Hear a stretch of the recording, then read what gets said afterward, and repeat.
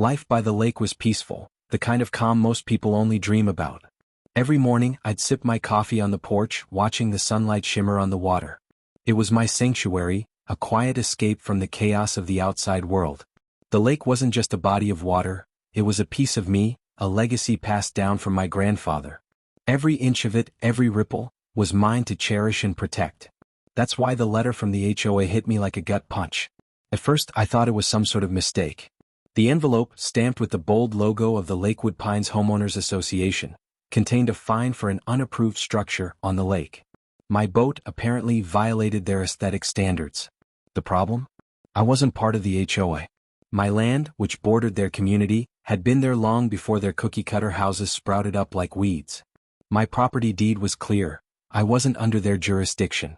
Yet here they were, sticking their noses where they didn't belong. I called the number listed on the letter and was promptly connected to Greg Thornton, the HOA president. He had the kind of voice that made you picture a guy in a too-tight polo shirt, sunglasses permanently perched on his forehead.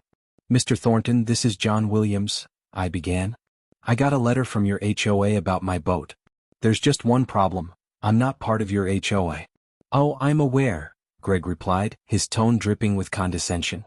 "But the lake is considered a shared community resource.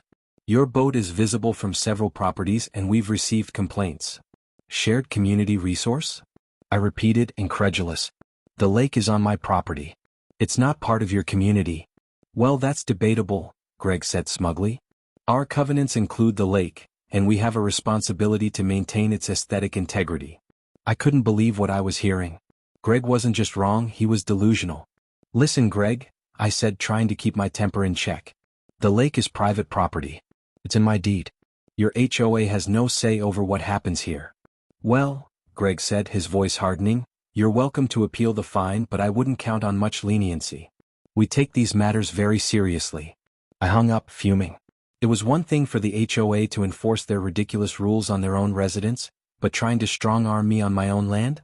That was a line they shouldn't have crossed. Over the next few days I tried to ignore it, hoping Greg and his HOA cronies would realize their mistake and back off. But instead of retreating, they doubled down. Signs began appearing around the lake, declaring it a community space. Strangers started showing up with fishing poles and lawn chairs, acting like they owned the place. One evening I spotted a group of kids splashing in the shallows near my dock. Their parents, sitting on the shore, waved at me like we were old friends. I approached them, trying to stay calm. "Excuse me, but this is private property," I said. "Oh, the HOA said it was okay," one of the moms replied cheerfully. "They told us the lake is part of the community now." I clenched my fists, rage bubbling under the surface. This wasn't just an annoyance anymore, it was a blatant violation of my rights. That night, I pulled out my grandfather's old file cabinet and dug through the dusty folders until I found the deed. As I read through it, a slow smile spread across my face. There it was in black and white. The lake and the land surrounding it were unquestionably mine.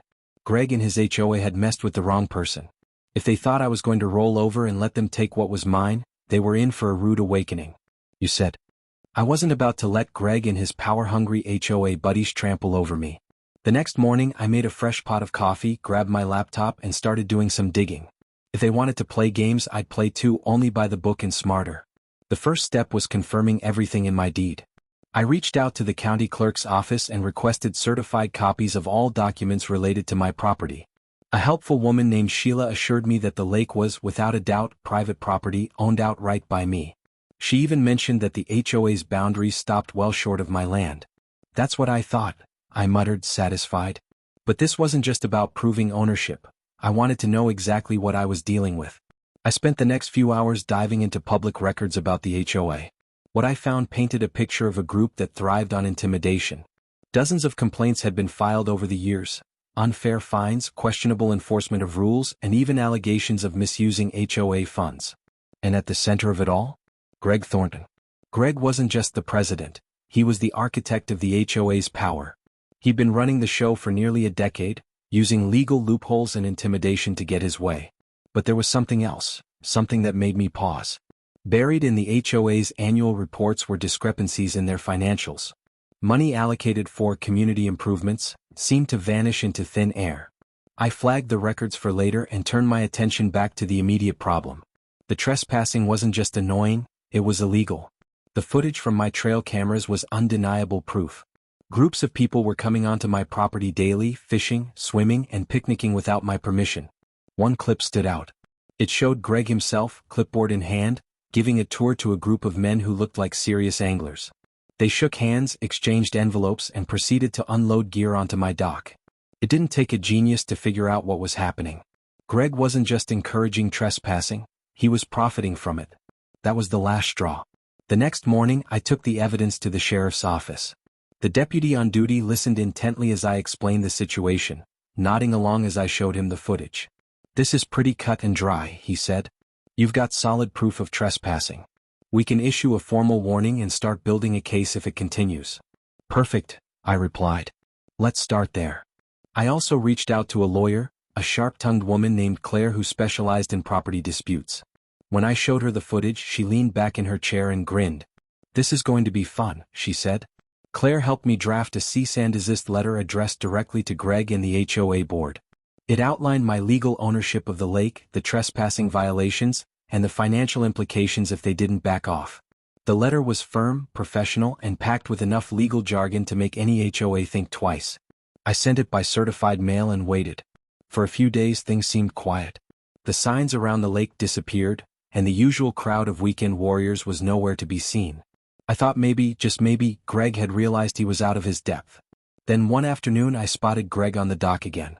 This time he wasn't alone. A full-blown fishing tournament was underway, complete with folding chairs, coolers, and even a grill. My blood boiled as I watched him strut around like he owned the place. I grabbed my phone and hit record. If Greg wanted to push me, he'd soon learn how far I was willing to go. Back at home, I sent the new footage to Claire in the sheriff's office. Claire called me almost immediately. "This guy has no idea what he's done," she said, her voice practically gleeful. "We're going to bury him in legal paperwork." That night, I sat on my porch watching the moonlight dance on the lake. Greg had underestimated me, and now I had all the evidence I needed to take him down. I wasn't just fighting for my property, I was fighting for the principle of it. As I sipped my coffee, a thought struck me. Greg wasn't just breaking the law, he was treating the lake like his personal cash cow. If I could prove it, his little empire would come crashing down. It was time to dig deeper. This wasn't just about my lake anymore, it was about exposing the rot at the heart of the HOA. The pieces of the puzzle were starting to come together. Greg wasn't just trespassing, he was running a full-blown racket, using my lake to line his pockets. It was one thing to argue about property rights, but this was outright theft. I sat in my workshop that night, surrounded by tools, maps, and blueprints. If Greg thought he could push me around, he had another thing coming. The way I saw it, he'd made two big mistakes. First, he underestimated me. Second, he didn't realize how far I was willing to go to protect what was mine.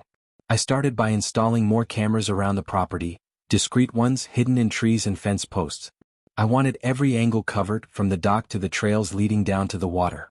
Next, I rigged up a simple alert system that would notify me whenever someone crossed onto my land. The technology was basic, but it got the job done.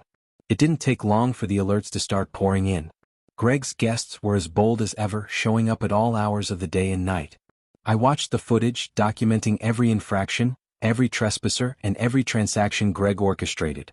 He was practically begging to be caught. But I wasn't just collecting evidence. I wanted to make it crystal clear that Greg had no business here. That's when I had an idea, a way to fight fire with fire. Using the old maps of my property, I plotted out the exact boundaries of the lake and marked them with bright orange buoys. Each buoy bore a sign reading, "Private property, no trespassing. Violators will be prosecuted." It was impossible to miss, even from a distance. Then I took it a step further. I built a gate at the entrance to the trail leading down to the lake. It wasn't anything fancy, just a sturdy wooden structure with a lock and a sign that reinforced the message on the buoys. It wasn't about keeping people out, it was about making it undeniably clear that they were trespassing if they crossed the line. The next weekend, Greg showed up with another group. This time they didn't even make it to the dock. The sight of the buoys and the gate stopped them in their tracks. Greg stood there, red-faced and fuming as I watched from a distance, camera in hand. "What the hell is this?" he shouted, rattling the gate. "It's called private property," I replied, stepping out from behind a tree. "Maybe you've heard of it?" "This is harassment," Greg bellowed. "You can't just block access to the lake." "Actually, I can," I said, holding up a copy of my deed. "And you're trespassing. Again." Greg stormed off, muttering something about his lawyer. I let him go, knowing full well that he had no legal ground to stand on. But I wasn't done yet. I wanted to hit Greg where it hurt, his wallet. With Claire's help, I filed a formal complaint with the state's attorney general, detailing Greg's misuse of HOA funds and his unauthorized use of my lake for profit. We included the footage, the financial discrepancies, and witness statements from neighbors who had seen Greg's tours in action. Meanwhile, I started reaching out to other HOA members, people who had quietly suffered under Greg's rule. To my surprise, many of them were eager to talk. They shared stories of ridiculous fines, unexplained fees, and meetings where Greg bulldozed anyone who dared to disagree with him. One woman, a retired teacher named Mrs. Ellison, handed me a folder filled with documents she'd collected over the years. "He's been skimming off the top for ages," she said, shaking her head. "We've all known it, but no one had the guts to stand up to him." "Well, that changes now," I said, feeling a surge of determination. The final piece of my plan was simple: shine a light on Greg's corruption. I compiled everything, documents, footage, and testimonies, into a detailed report and sent it to the local news station. It didn't take long for the story to spread. The headline the next day was perfect: HOA president accused of embezzlement and trespassing on private lake. As I read the article, I couldn't help but smile. Greg's empire was crumbling, and there wasn't a thing he could do to stop it.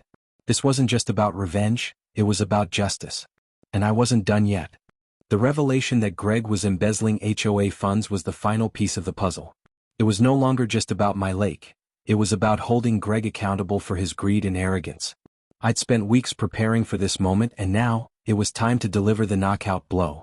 The day of the court hearing, I walked into the small county courthouse armed with my lawyer, stacks of documentation, and an unshakable resolve. Greg was already there, looking pale and visibly nervous. Gone was the smug confidence he'd flaunted during our first phone call. His lawyer, an overworked, underprepared man, shuffled through a disorganized stack of papers. The case was straightforward. My lawyer presented the evidence meticulously, starting with my property deed and the county records that clearly proved the lake was private land. She then moved on to the video footage showing Greg trespassing and hosting paid fishing events. The piece de resistance was the financial records linking Greg's fishing scheme to missing HOA funds. Greg's defense crumbled like a poorly built sandcastle. He tried to argue that the lake was a shared resource, but the judge wasn't buying it. The footage of him standing on my dock, clipboard in hand, directing strangers like a tour guide sealed his fate. In the end, the court ruled in my favor. Greg was ordered to pay damages for trespassing, legal fees, and lost revenue from his unauthorized activities. But that wasn't the end of his troubles. The HOA board, now aware of his embezzlement, unanimously voted to remove him from his position and pressed charges against him for fraud. With Greg out of the picture, the HOA had no choice but to retreat entirely. They issued a formal apology, not that it mattered much to me. I'd made my point loud and clear. My lake was mine and no one was going to take it away from me. But I wasn't content to simply enjoy my victory.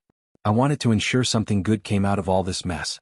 Inspired by the support I'd received from neighbors like Mr. Jenkins, I decided to turn my lake into a resource for the local community, on my terms.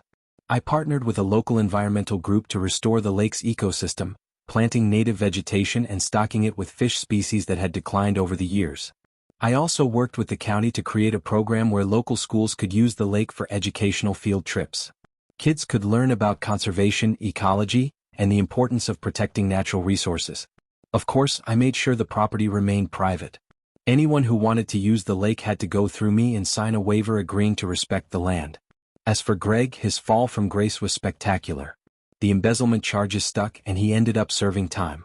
Word spread quickly around town, and his name became synonymous with corruption and hubris. The once mighty HOA president was now just another cautionary tale. Ironically, the lake he'd tried so hard to claim became a shining example of community cooperation and environmental stewardship, a legacy that had nothing to do with him. One sunny Saturday morning, I sat on my dock, fishing pole in hand, watching a group of kids paddle kayaks across the lake. The air was filled with laughter and the occasional splash as someone lost their balance. My boat, the very thing that had sparked this entire fiasco, bobbed gently at the edge of the dock, a silent reminder of my victory. Just then Mr. Jenkins ambled over, a grin on his face. "You've done good with this place," he said, tipping his hat. "Thanks," I replied, reeling in my line. "It's funny though. Every time I think about how this all started, I can't help but laugh. Jenkins chuckled. Greg thought he could bully his way to the top. Guess he didn't realize you owned the whole mountain. We both laughed, the sound carrying across the water. Justice had been served and my lake, my sanctuary, was finally at peace. The moral of the story? Never underestimate the little guy, especially when he owns the lake you're trying to steal. You said.